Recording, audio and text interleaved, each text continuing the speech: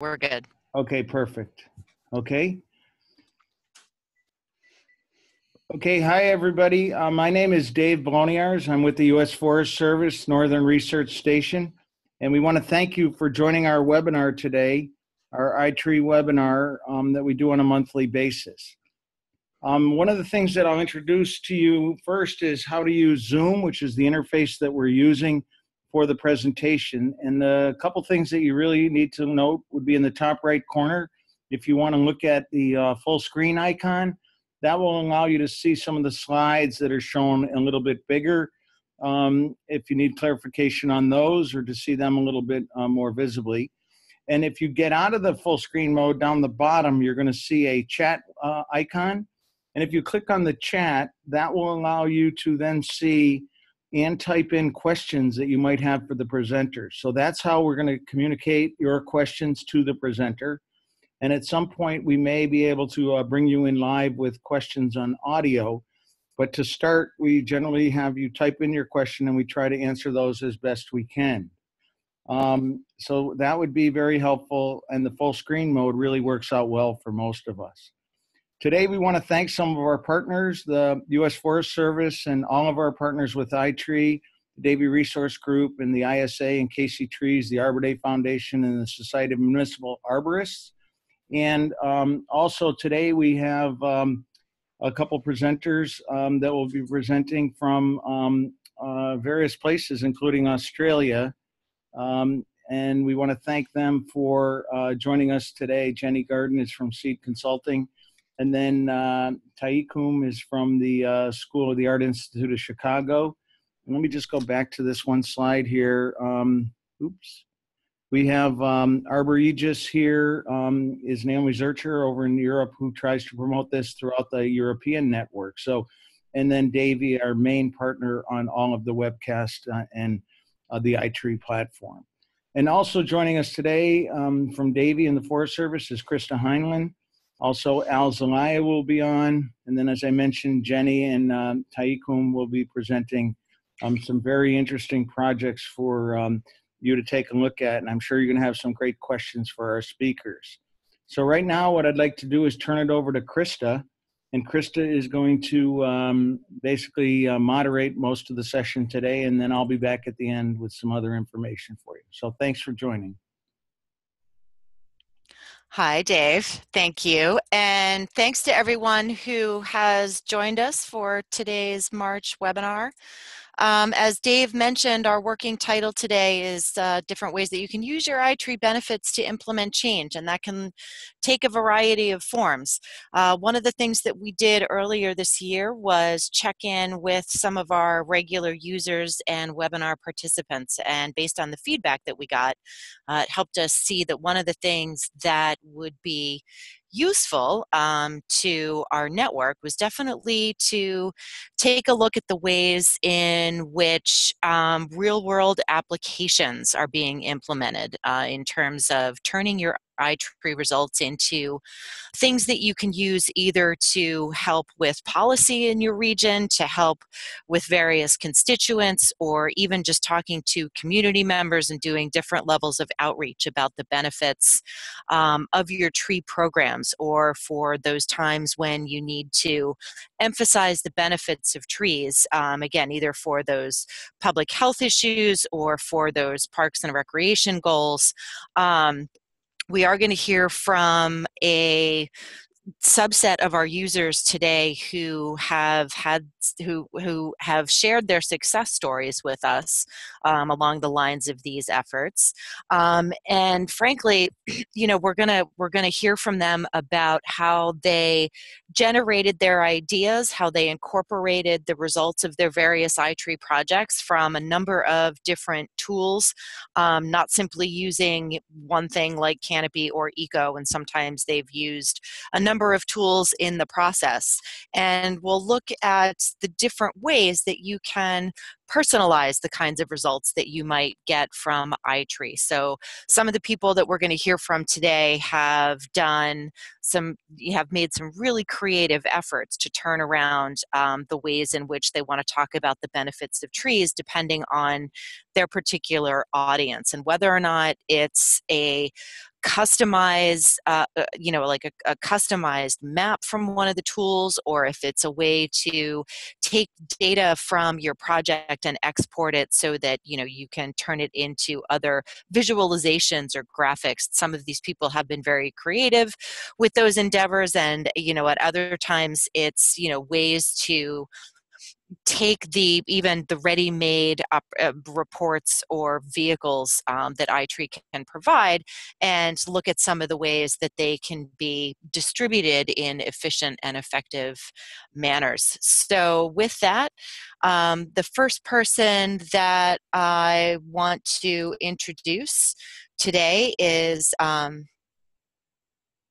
Jenni Garden. Sorry about that. I was trying to go ahead and give her the opportunity to pull up her information. Jenni Garden is with us today from Australia. It's already very early in the morning on Good Friday for her, so we really appreciate her availability to join us. She is with Seed Consulting Services and is going to talk with us about a project that generated from some interest in looking at tree inventories in a park area, which grew into a highly successful tree tagging program for a couple of different communities. And she's going to talk to us about some of those outcomes and the origins of those projects. So thanks, Jenni. Hi. Hi, how are you all going? Can you see my slide window there? Yes. Yes. Yeah, you can. Okay, great. I'll start the slideshow then. All right, hi everyone. Thank you for the opportunity to chat with you all and tell you a bit about what we're doing here in Australia. So I wanted to just give you all a bit of a context first about the work that I do. So at Seed, I work in an area of helping mostly local councils here to create livable cities. And when we start thinking about livable cities and the way that we like to operate, we think there's three key areas. So the first is sort of data and knowledge, then there's planning and policy, and then the community engagement is a really important side of things. And so this sort of yellow area where all these different zones intersect is where we like to operate, where we think livable cities is really going to be able to start occurring if we can get all of these things happening. And it's also where I really feel that the iTree tools, so the two tools that we can use really readily here, iTree Canopy and iTree Eco, these tools can really help us address all of these sectors. So it can help us gain our data and knowledge, it can underpin planning and policy, and it also can help engage the community. So I wanted to chat with you guys a bit about how we're using the iTree tools to do these things. There's actually only been sort of a fairly recent broad and increased uptake of iTree Canopy and iTree Eco in Australia, even though Eco's actually been adapted for Australia for about 10 years, I think, now.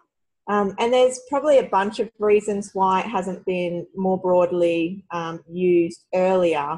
But I think one of the key reasons is that the time is basically right now.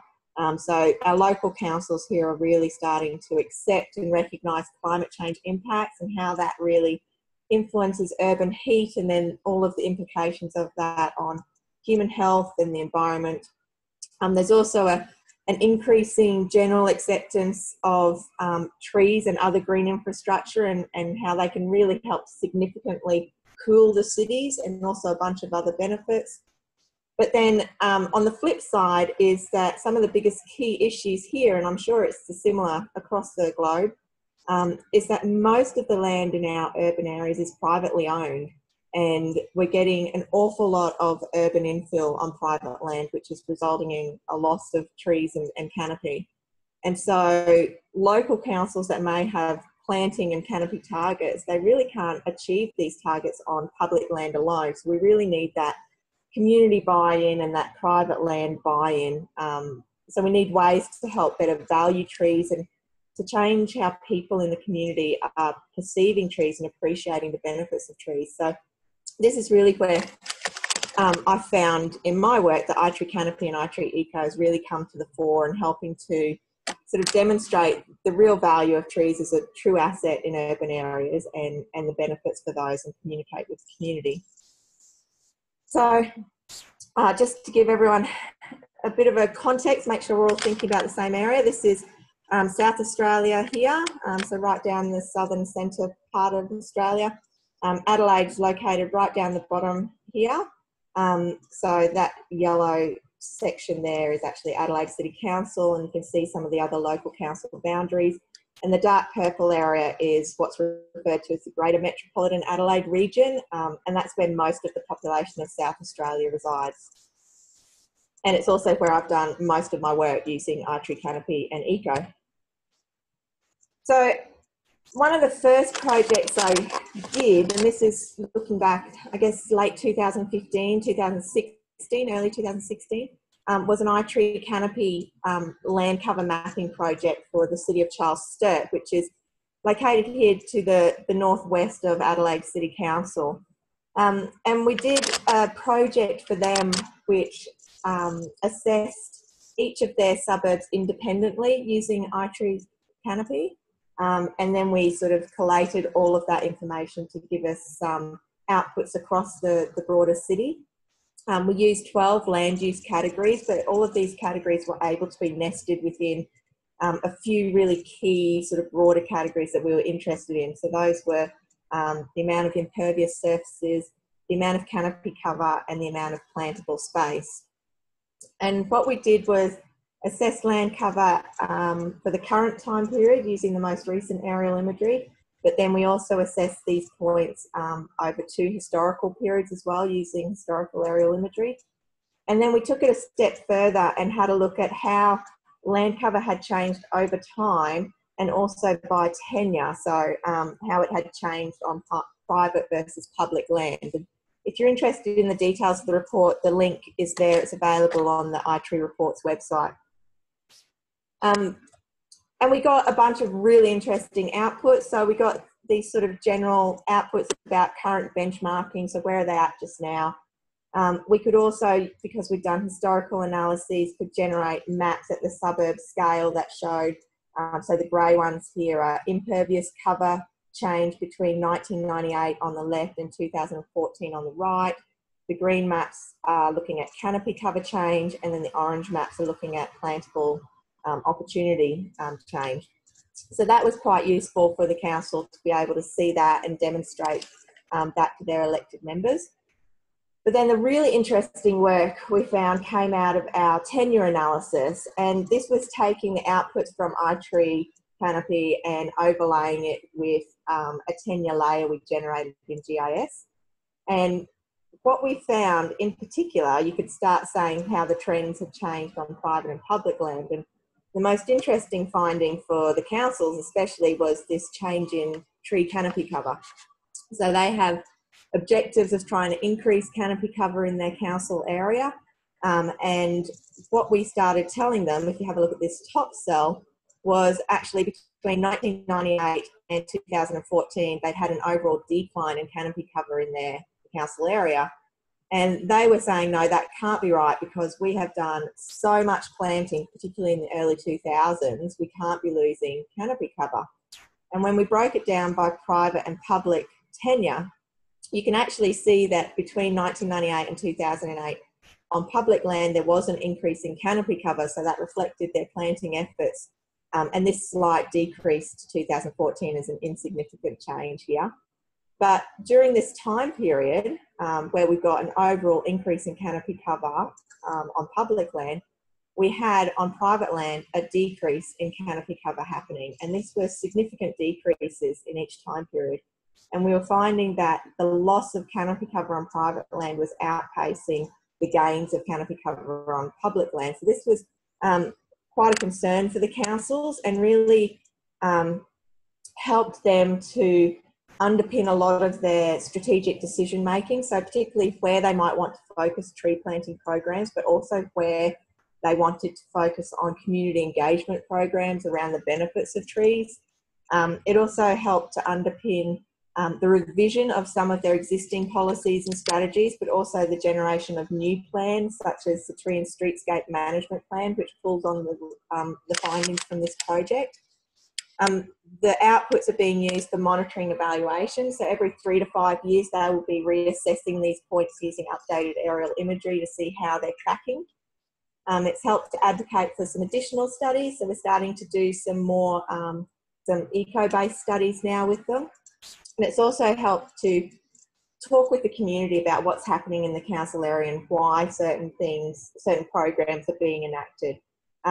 And the report actually generated quite a bit of local media attention as well when they start reporting that we've lost almost 40 football fields worth of trees in the council area. That was quite shocking and got a lot of feedback from residents there. And so that was, yeah, really, really useful. At the same time that I was doing that first iTree Canopy project, I was also running our first iTree Eco project in South Australia. And this was the first eco project in South Australia, and I think perhaps only the third eco project of its type in Australia. So it was really new, and the City of Unley took it on. And so City of Unley is located here, just south of Adelaide City. And we measured all of the trees in one of their largest parks. And their largest park's actually only 5 square kilometres, so it's pretty small by certain standards, but they had 683 trees, and we did the standard eco assessment and produced some lovely reports for them.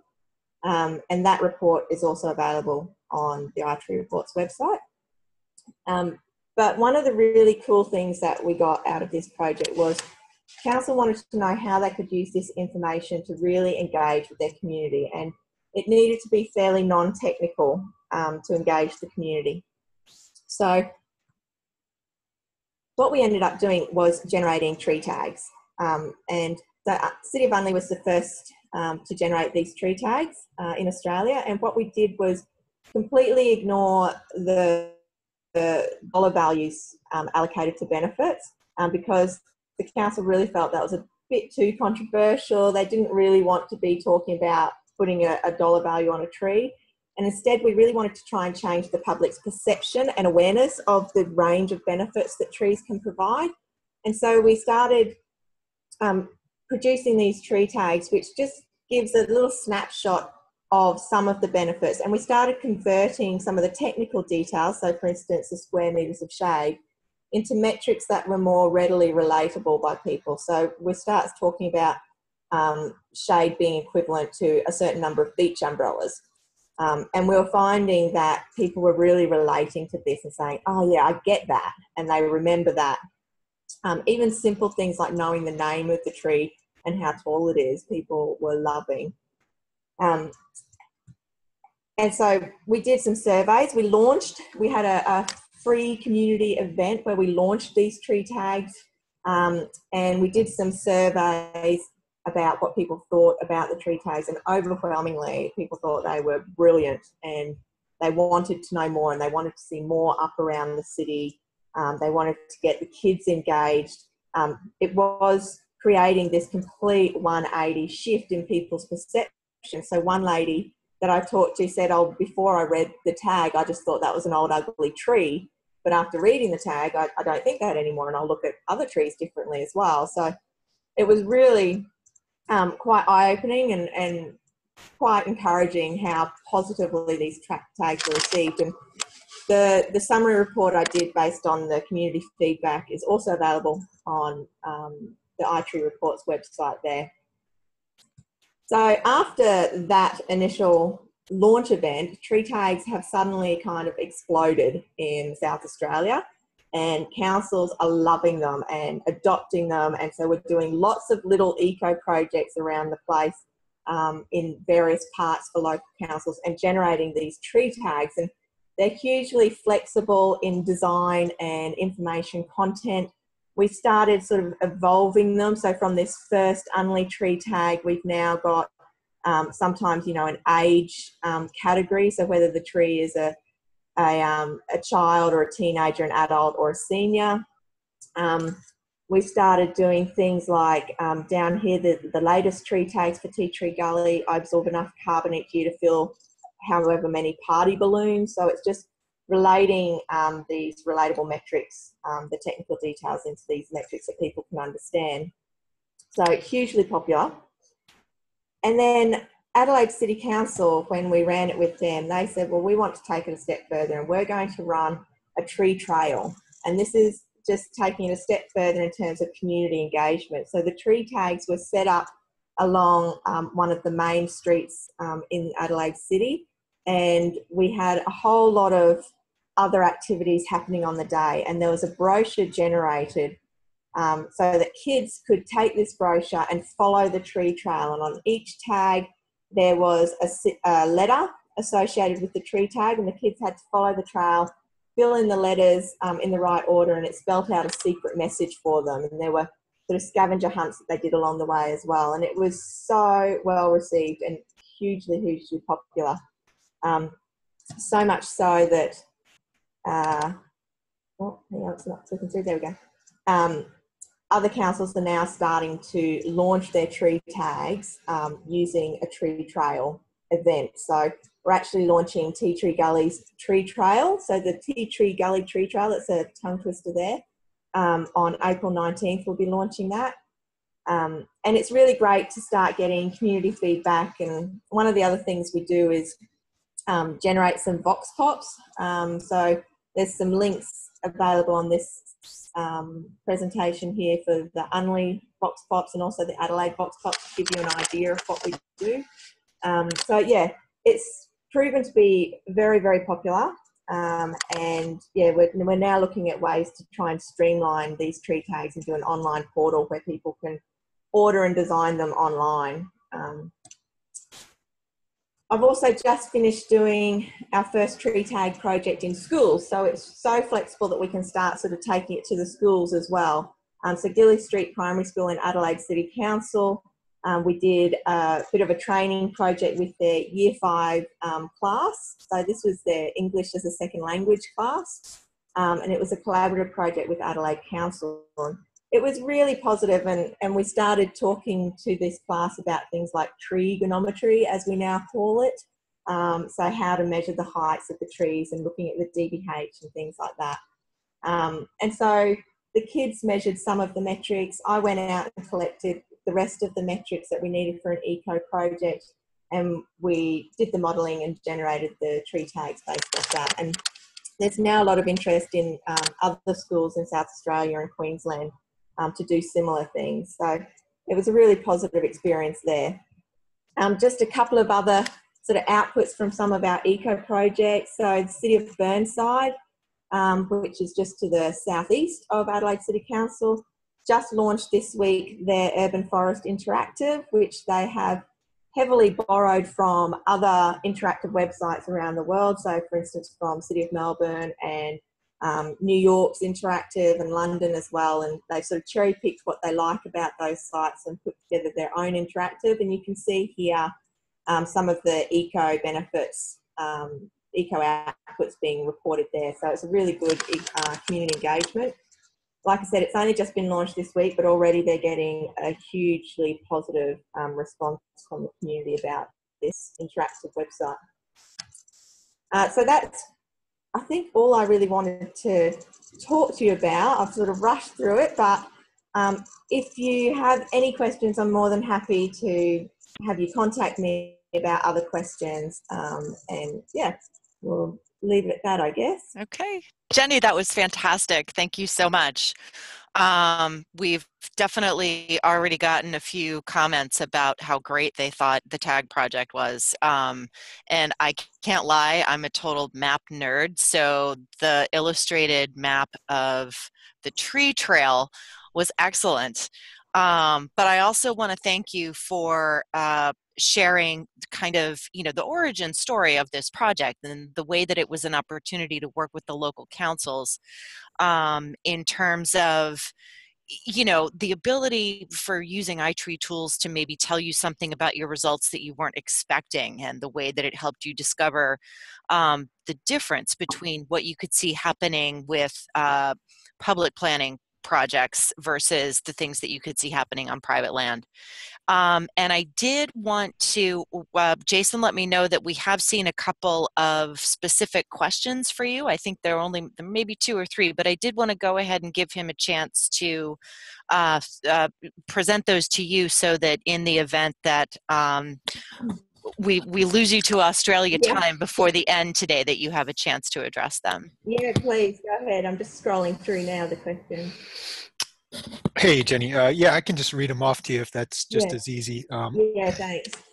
So the first one we had was, are the councils offering any tax incentives as a mechanism to private landholders to keep land green? So there's no formal tax incentives being offered at the moment, but different councils are looking at different things that they can do to encourage this greening on private land. So I know City of Unley, for instance, has some sort of greening the verges happening. So they're really encouraging people to look after their verge outside their house, and they're providing some examples on different ways they can do that and provide some free native plants to help people sort of green their areas. But yeah, one of the biggest issues is developers basically, and this conversion of a sort of 1:2, 1:3 housing on a single plot. And so that's a huge issue where we're losing green space. But right now the state government's actually doing their planning reforms, and we are involved in those reforms and aiming to get sort of green infrastructure and canopy targets built into the planning reforms. And so I imagine things like Canopy and Eco could actually play a role there as well. Great. Yeah, no, I think the next question from the same person kind of follows on that. And are there any new strategies such as increasing accessible soil volume as a way to increase tree canopy? You know, essentially those things that lead to healthier trees. Yeah, absolutely. The soil volume sort of access is one of the big things that we've started trying to write to these planning reforms, and sort of communicating that it doesn't have to all be sort of lawned or sort of soil area. We can actually increase soil volume for trees just by using things like permeable paving on driveways even. So that's definitely being built into these state level planning reforms. Great. So then we have a specific tree tag question. What material are the tree tags made from, and how are they produced? Yeah, great question. So we prefer to do our tree tags when we're printing them on a specific product which is produced by a company called ProMeg. It's their Eco range. So it's a plastic, it's a hard plastic, but it's made from 100% recycled material. And they produce a really lovely, sturdy, sort of weatherproof tag. Some councils who have decided to print their tags in-house have done them on like your standard cork flute, which I guess is a cheaper option, but it's not recycled, and I think it looks a little cheaper personally. But yeah, we try to go for this 100% recycled ProMeg material, and we have a collaboration with one of the local printers here who basically now has them rolling off in production for us. Great. I think there's just one more, and maybe it's just a point of emphasis, but just one person said they were really surprised that you didn't include the dollar value on the tree tags. And I know that's something that's a little bit unique to what you did, especially compared to a lot of what we see in the States. Can you talk to that just a little bit more, and then we can hand it over to the next presenter? So why you made that decision to not include the dollar value? Yeah, well, so I guess Eco's sort of only just now starting to be taken up here, and putting a dollar value on the trees is quite a new concept for a lot of the councils, and they shy away from it a bit because they see that although it could be useful to start actually valuing the trees as a real economic asset, it can also be quite dangerous in potentially undervaluing the tree in a way, because it's just a snapshot of that tree at that point in time. And if a developer, for instance, comes along and says, well, that tree's only worth, you know, $20,000, that's pocket change for us, they'll pay that money and have the tree removed. And so it's not sort of taking into account sort of the benefits and values that we'd lose over that tree's lifetime. So the council really wanted to avoid focusing on the dollar value and just engage the community more about changing their perception about the range of benefits that trees can provide us, and getting a sort of cultural shift in that way. Sure, that sounds great. Thanks for that. And I think to keep things rolling, I'll hand it back to you, Krista. Oh, sure. No, thanks, Jason. And again, Jenni, thanks so much for being able to check in with us today. Yeah, pleasure. So I'm just about to jump in the car, but I'll have my laptop with me. I'll try and stay on the line. Okay. Okay. Safe travels. Thank you. All right. Thanks. Thanks, Jenni. Thank you so much. No worries at all. See ya. Bye-bye. All right, everybody, our next user story is coming up to us from the School of the Art Institute in Chicago.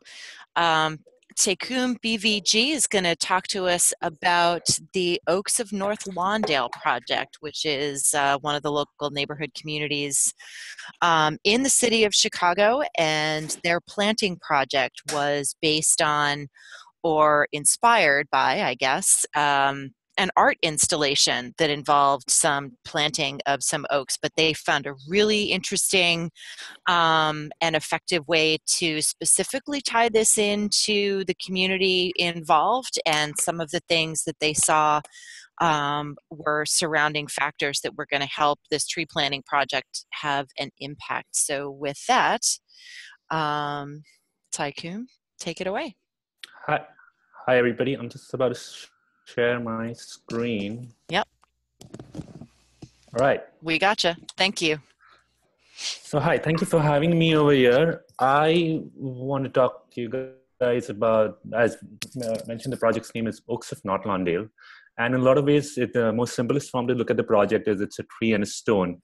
And I'll run you through this presentation and give you an idea what this entire concept is and how we're going about doing this.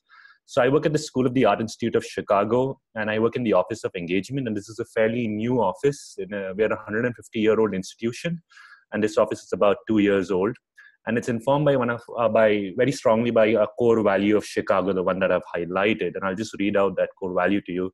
A symbiotic relationship with the city radiates outward as students, faculty, and staff connect themselves to the diverse communities of Chicago and the entire world, forming a city within a city, a campus close and yet not contiguous. We are urban. And this last sentence sort of grips me. The city's richness, complexity, and contradictions are the perfect environment for our own diverse community. And so we are calling out that Chicago is a majestic city, but boy, it's got problems. And we together have to work towards them. And as part of the Office of Engagement, we are focused in one particular community of North Lawndale. And so just to situate you guys, this is the map of Illinois on the right bottom. And then that's the map of Chicago, and the red is North Lawndale. That's the 24th ward. And the picture next door is Homan Square, and that's right in the center of North Lawndale. And that's where the old Sears factory used to be. And Sears is, in a lot of ways, is the factory that built America. And or built not America. So if you were in 1930s in Wyoming and you wanted a wrench, you took out your catalog and wrote to them. So it was like an Amazon, and you would get your material from here. And now this factory no longer exists. It's been demolished, but what remains is that tower. And the tower is occupied by not-for-profits, and the school's got a space in there. We have a classroom and an artisan residence studio. And I'll talk a little more. But a little bit about the neighborhood. The neighborhood was originally Czech neighborhood, and then went on to become a Jewish neighborhood. And when it was a Jewish neighborhood, Golda Meir lived here before she went on to become Prime Minister of Israel. And during 1950s, the neighborhood saw population change. It was till 1950s predominantly about 90% white and 10% other. And in the 50s, during the second migration, you had African-American communities settling into this community. And that's when a lot of racist housing policies were applied, making it really hard for African-Americans to acquire property and build equity and build wealth in this space. And so in 66, Dr. King came and lived in this community to protest the redlining and racist housing policies applied over here. And it's all of these histories that we looked at before involving ourselves into a community and thinking about what role we could play in their space. And so we went about asking folks if we could, what would they like? And one of the things that people wanted the most was jobs. And so we are an art school, and we looked at this as a way of teaching skills, but that also relevant art skills, but that were also relevant in the job market. So we have classes there which teach young people how to make make a music album or record audio, because a lot of kids were inspired by Chance the Rapper. And then we have t-shirt making classes. But we also realized during our cultural asset mapping that there is very little programming in this community for seniors. And so we have associated with the Art Institute of Chicago. And so we have bus tours where we bring seniors into the museum and take them around. But we also do weekend workshops. And this is pictures from a workshop which is for making greeting cards using transfer techniques. And the third aspect of this is for our students, from degree-seeking students who want to engage with communities and build on projects. So our architecture class went out in the community and asked folks what do they want. And they said that this particular part of the campus was pretty dark and it would be nice to light it up. And so what they were imagining were tree lights. But what we did is we collaborated with an urban ag partner and we built this pavilion. It's a grow pavilion which uses growth lights and extends the growing season for an urban ag partner who runs a farm next door and brings them into grow here. But this also ties into education with community members from the neighborhood, because this is also a food desert. So we have now classes from elementary schools who come in here and grow plants with the urban ag partners. And then we have a chef from the neighborhood who's been working with seniors, teaching them how to cook healthy food using the produce that's grown out of this place. So it's become like a full circle. But I'm going to do a little switch here. I just wanted to contextualize you guys with what North Lawndale is and what Chicago is and what we're doing there. But I'm bringing you guys to this person. This is Joseph Beuys. He was a German artist. He was a titan of the last century. As a young man, he was a member of the Luftwaffe, so he fought for the Germans in World War II, and he was a tail gun bomber. And in 1943, his plane crashed over Croatia, and there's a legend that goes that a nomadic tribe of Tartars found this burning wreck and pulled him out of this plane, wrapped him up in animal felt and fur, and put him on his sled and took him back and nursed him back to health. His rest of his crew had died. And the other story is that a patrol van found him. But whatever the scenario, Beuys realized that what he was doing was wrong and he was participating in a collective wrong, and he wanted to rectify this. And that's what his practice became about. After the war ended, he went to prison, came out, went to art school, and started building a lot of pieces that worked towards correcting the collective wrong. And one of these pieces was called 7000 Eichen. Eichen stands for oaks in German. And this is Beuys in 1982 at Kassel, Germany. Kassel was completely deforested during the war. And right behind us in that building is Document Hall. And Documenta is this art festival which takes place every 5 years, bringing artists from all over the world and it's sort of a state-of-the-art world moment. And this is where he planted his first tree. And 5 years later, he planted 7,000 trees. So that's the first tree and the 7,000 tree. He died in between and his son completed the project. But if you walk through Kassel, Germany, what you will see is 7,000 trees with 7,000 stones. And Beuys was very conscious of Judeo-Christian mythologies. And so the stone is a basalt column, and basalt is one of the oldest rock formations found on the planet. And it represents geological time, and which is ever consistent, very slowly moving. And then the tree represents ecological time. Urban trees have a lifespan of about 120 to 160 years. And the third aspect would be the humans of Kassel, the most insignificant amount of time and the most change that happens over a short period of time, sort of calling out on the Father, Son, and the Holy Spirit. And he always wanted this project to be replicated because he believed that we are not making war when we are planting trees. So in Baltimore, there's a Joseph Beuys inspired sculpture park with 300 stones and 350 stones and 350 trees. Coming back to North Lawndale, we know now that North Lawndale has a 16% tree canopy, one of the lowest in the city of Chicago. And this is something we found out because we did a environmental impact study with iTree, giving us all the information on what will be the impact of trees in this neighborhood and what is the canopy coverage at the moment. And so the question that had to be asked, if Whatliff like Joseph Beuys, before I jump ahead, and we know this tree canopy is low because of two main reasons. One is habitual neglect in this community, because if you go next door in neighborhood Oak Park and River Forest, it's about 58%. But also because of the emerald ashwood borer beetle. And I'm assuming most of you know this, but I'll just say this out, that it's an invasive species that's come in the United States for the last 10, 12 years and has been decimating ash trees throughout North America. And Chicago has lost a huge number of trees.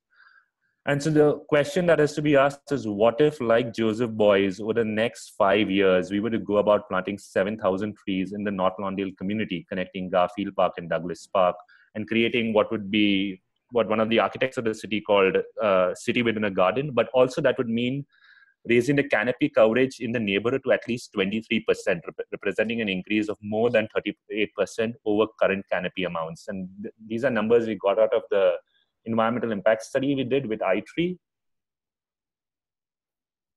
We went to the Beuys Foundation in May and we asked them permission to recreate this project, and they said, go ahead, recreate this project, but don't use basalt, use limestone because it's local to the Chicago. Use something local, and limestone's local to Chicago.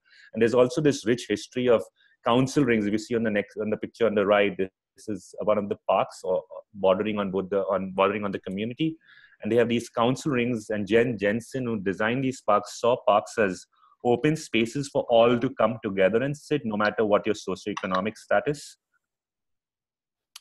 These are the 4 pillars of Oaks of North Lawndale. The first is environment, and both of these are sort of interrelated. And a lot of this information for us also came out when we started working with iTree, trying to really understand what would be the impact of planting 7,000 trees on the health of the community, on the temperature. We realized that North Lawndale is 10% higher or warmer than the surrounding region. What would it mean like when there would be more shade? What would be the heating costs, lighting costs? And we also were trying to understand the dollar amount. And this is, I know, not in line with what is happening in Australia, but we're trying to really understand the dollar amount and benefit that comes out of planting trees. And it works, and it has been working in a beautiful way in trying to spread awareness and knowledge about trees and why we should be carrying out this project in the community. The other pillars are job creation. This is a project for North Lawndale, by North Lawndale, of North Lawndale. So all the jobs that get produced should go back into this community and this neighborhood. And there's equity. And I have an example of this that I'll come to in a minute. So it's not just enough to plant 7,000 trees and 7,000 stones. This is an opportunity for us to do all the programming that could be associated with this and be relevant in this community. And so we went out, starting making partnerships. And the first thing we did was approach North Lawndale Community Coordinating Council. It's a grassroots organization, about 400 families that really want to reimagine this neighborhood. And they are helping us, going from door to door, block to block, resident to resident, telling them about this project, asking them for permission to plant these trees, because these trees will not be planted on private space, but on the public right of way between the street and the sidewalk, on the median that exists. But before we plant a tree in front of anyone's house, you want to ask their permission if they would like a tree and stone in front of their place. And if they say yes, only then we would go about planting these stones and trees. And all of this, all the material all the research that we've been collecting about impact and benefits of trees is really beneficial in these conversations, because people generally know trees are good, but they don't realize what all that means and what does that mean for carbon and air and heat, island effect, and temperature and health and pollutants. And all of those arguments can be made and be concise and passed on easily from groups of citizens. This is North Lawndale Employment Network. They work with recently paroled citizens and try to bring them back in the workforce. They have beekeepers and they want to get into tree keeping and in green skills. So what we are doing is we are partnering with them, where and North Lawndale Employment Network, NLE, and clients will be working on growing these trees out and then going and digging holes and planting these trees into the ground. And so this is how the job creation aspect of it comes into this. This is Free Spirit Media. This is also a neighborhood organization working with young men and women, teaching them videography skills. They want to make a feature-length documentary on this project. The kids coming in for the next 5 years will be able to participate in this and use this as a training technique to learn about videography. This is an example of equity. We have a daycare center in a neighborhood called Family Focus, and we were sitting on a community table talking about these ideas. And the folks at Family Focus said that our 3-year-olds do a project. It's a bean planting project where they plant a bean and watch it grow. And they asked, what if we plant an acorn? Would that sprout? And we said, yes, that would sprout. And our urban agriculture partner who was at that table, Gardeners, said, if your 3-year-olds plant acorns and watch them sprout, we will take them from them and steward them and grow them out for 5 years. And at the end of 5 years, when your 3-year-olds or 8-year-olds, they'll come back and claim that tree and plant it into the North Lawndale community as one of the trees of the 7,000 oaks of North Lawndale. But that's also an instant bind. Those kids will always know that this is my tree. Those babies' parents will always know this is my baby's tree. Modern Arboretum and iTree, both of these are our tactical partners. We go back to them again and again about research, about benefits, about trying to understand, looking at climate change, what trees should be planted there, what is the soil condition like, how would one block change based on trees.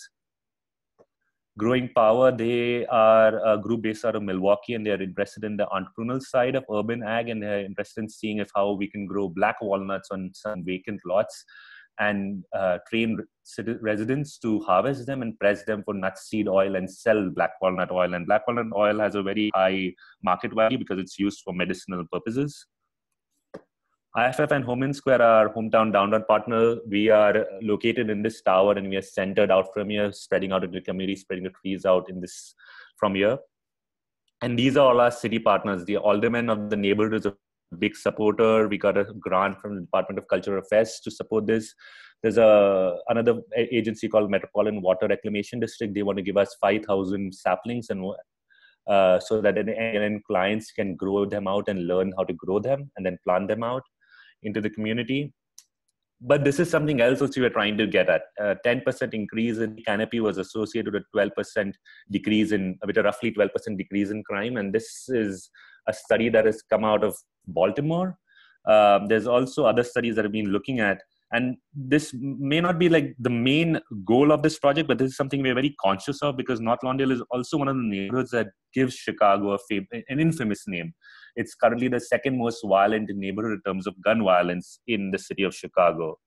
So how do we go about starting this project? We started this off on September 23rd, and we partnered with a Mexican artist, Pedro Reyes, who did this project called Palas por Pistolas, where he takes weapons and transforms them into shovels. So we took a mobile foundry that we have at the school and set it up in the parking lot of Home Square in North Lawndale.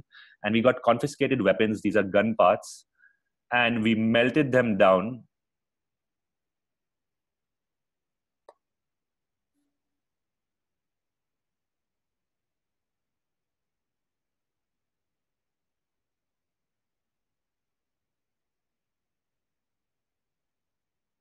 Can everybody hear this? So. I'm not sure we can hear it, Taykhoom, but it looks amazing. Yeah, this is gun parts being melted down and that's where it was sparking and exploding. And then we took molten gun pieces and then we hammered them out. Oops.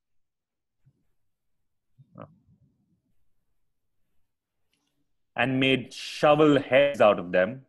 This is a forge in the neighborhood and they worked on this project. So none of that work also went out of the neighborhood, supporting neighborhood businesses and residents. And what we made were 30 shovels. And these are shovels, hand-hammered shovels out. The wood for these shovels, we went to the park district and said, you have all these ash trees that are dying and you're cutting them down. Give us the wood. And we took all the wood from them and gave it to one of other partners on the west side that works with young men and women and teaches them woodworking skills. And they made these shovel handles out for this. And then we went to local beekeepers and asked them for beeswax. And we coated these handles with that beeswax, attached them to these shovel handles and went about to plant trees. I'm going to show a short video of that day to you guys. This is September 23rd.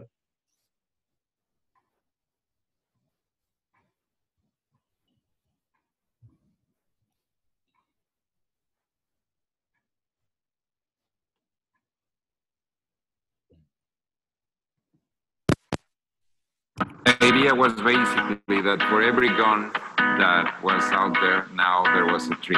The metal that you see here is made out of these weapons that were destroyed. They're weapons from Chicago that were melted into a lingot that then was forged by hand, made with people which are smiths and carpenters based here in North Lawndale. I'm excited to see my students leave their homes and walk down a tree-lined street. You're taking shovels, digging the dirt, and putting trees back in the community. It's bringing back life. It makes you feel good to wake up in the morning and come outside. you're not depressed. We're using pieces of metal that used to harm people to bring in good. And I can't wait to see the development that's going to be transpiring here in our community. The physical transformation of the object goes together with a psychological transformation and with a social transformation, turning an agent of death into an agent of life.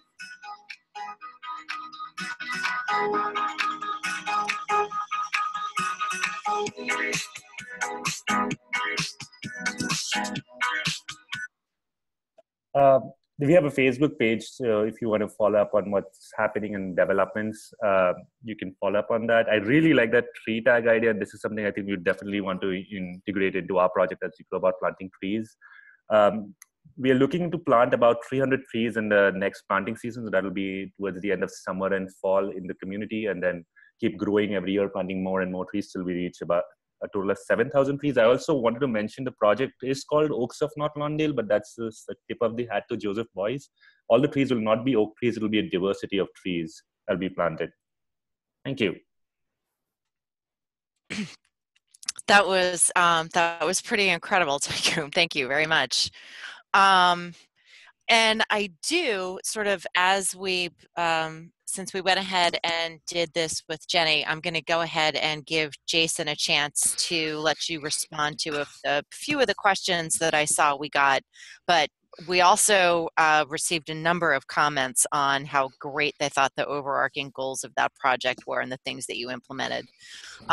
So again, thank you so much for bringing us this story. It's really such a great example of the rich array of components that you guys, were able to bring to this project, and the outreach that you did to connect it to your community and to make your outcomes even more meaningful. So thank you very much. We do have a couple of questions for you. Thank you. Yeah. Sure, Taykhoom, that was great. So one of the questions we got was, how was the project funded? So what we are doing is we're taking up this project piece by piece. The overall project will cost about $3.5 million. And we aren't using any tuition dollars because we're a college, so we can't be using tuition dollars to support this. So we've been getting grants from the city. We've been getting grants from not-for-profits and organizations. We've been approaching city leaders in terms of banks and trying to get funding in. So what's happening is instead of getting a full base funding, we're going block by block, piece by piece, saying, hey, we're doing this street, we're doing this block, looking for grants that could support this, and then bringing those resources in and going out and planting those trees. And what we've been advised also by our funders and our Office of Advancement is, as this project grows and as we put more trees in, it'll be more easier to bring funding in because it's easier to tap into a project rather than start into a project. Does that make sense? Yeah, that does. Yeah. And just sort of a couple follow-ups, I guess. So do you have plans to how will the trees be maintained over time, and are there funding concerns with that part of the project as well? So at the end of, when we complete planting, we'll be gifting this project to the city, and it'll be going in the care of the city as part of, and become part of their forestry budget. So that's how we're working with this, and we work with the mayor's office, and he's happy to take this on, and he's happy to bring this in once the project's complete. So that will be the way for care and maintenance towards the trees. The stones also become a specific reason why the care becomes more important, because when Boyce was started this project in '82, he got a lot of resistance. People were afraid of parking spots being taken over. And I guess there wasn't that much awareness about trees back then. And what has happened now in Kassel, Germany, is what the Boyce Foundation and even residents in the city say that people look at those trees as sacrosanct because they are marked by a stone. And so if anything happens to a single tree, people rally behind it and say, hey, this is one of those special trees. Make sure it gets taken care of. Make sure it's given its treatment. If it has to be replanted, it's replanted. Making sure that the project survives on. And that stone ever staying, ever moving becomes that marker for it also. Sure. I think that probably covers most of it. We had another question about kind of species diversity and some of the pests and diseases that can impact oaks specifically, but I think you spoke to that you guys are planning more than just oaks. Is that true? Oaks. Yes. Oaks is just a poetic because boys call it 7,000 oaks. So it was sort of tipping the hat at him. But this will be a diversity of trees. Great. And just one last one. That video, is that online on your Facebook page as well? It is on our Facebook page, yes. Okay, great. I think that was all the questions that I saw, though we had quite a few comments come in. People were really impressed with the stuff you're working on, so I might have missed one in scrolling through there, but I think I'll hand it back to Krista, and thanks again. Okay. No, sure. Yeah. And we were able to post the link to your Facebook page. People were eager to find out where they could see that video and some of your images. So thank you. Krista, this is Dave at the end. Hi, Dave. I'm just going to show the resource page that will have the link and all the email addresses later on too. So we'll add this to that. Okay. Sorry. Oh, great. Okay. Okay. We had left a little bit of time today to hear from our own Al Zelaya about a project in Northwest Indiana with a Student Conservation Association. But I think that in the interest of making sure that when we talk about that project, we give it fair play and enough time. I'm looking at the clock and we're about to wrap up. So we want to make sure that Dave has an opportunity to wrap us up and to let everybody know, for those who are interested in ISA credits, how they can obtain that information, and to talk to us about the availability of this webinar presentation ultimately through the UNRI website. But again, we want to thank everybody for joining us today, and I feel I can speak for a lot of those who have let us know through the chat room as well, that these sorts of stories are really valuable for our webinar participants and our general user base to hear, to talk about these other to talk about other people's success stories, and to have the opportunity to see how many different elements are involved and what the thought process looks like, and how, you know, incorporating this data can go a lot further than just pulling together your numbers or a graph, that they can really be the way to kickstart a lot of outreach and further engagement in some really creative ways. So I want to thank I want to thank our participants for being with us today, and for, again, sharing these really rich stories of how people, you know, the lengths that we can go to continue to talk about the benefits of trees. So with that, I'll let Dave take us out, and thanks again to everyone for joining us today. Okay, thanks, Krista, and thanks to the team for doing the chats and the answering and things like that. So that was great. And just as a casual observer to this, I'd say Jenni and Taykhoom's presentations were amongst the most exciting that I've seen in the time we've been doing this. So great to see. And as I'm just, like I said, a casual observer, but I did name the word iTree, which means Inventory of Tree Resources, Economic and Environmental. And when I see it being used in Australia and being used so creatively around the country and around the world, it's pretty special that we're able to do this. And I know all the members of the iTree team are very, very excited about not only where we've been, but where we're going. So thanks for joining us. What I have here today is ISA and SAF credits. You can go to unri.org/CEU, and I've put the quiz up there already today, so that is ready for you to go take. And then what we're going to do is the other resources, such as Jenni and Taykhoom's, and so the links and things like that will be on the webcast replay. You can just go to unri.org/webcasts.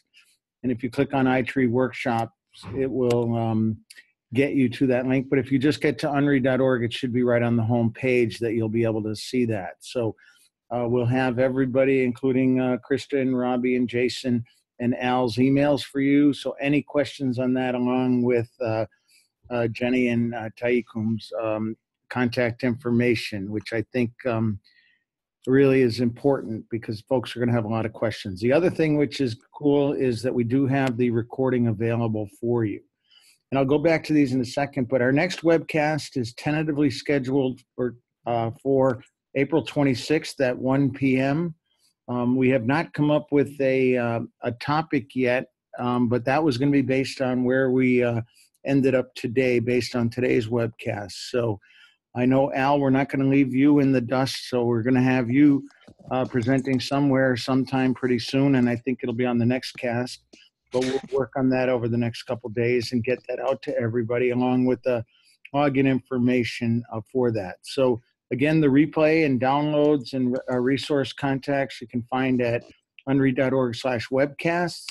And then if you're going to do your ISA or SAF certification, you can go to unri.org/CEU, and that quiz is live now. So you're able to take that and grab your CEO credits. And then the final thing, again, if you can join us a month from now on April 26th on a Thursday, 1 p.m., we'll get you that topic as soon as we can. So on behalf of the U.S. Forest Service, our Northern Research Station, and our iTree team, including the folks at Davey, the National Arbor Foundation, Casey Trees, as well as all of our other partners, thanks for joining us today, and we hope to see you next month.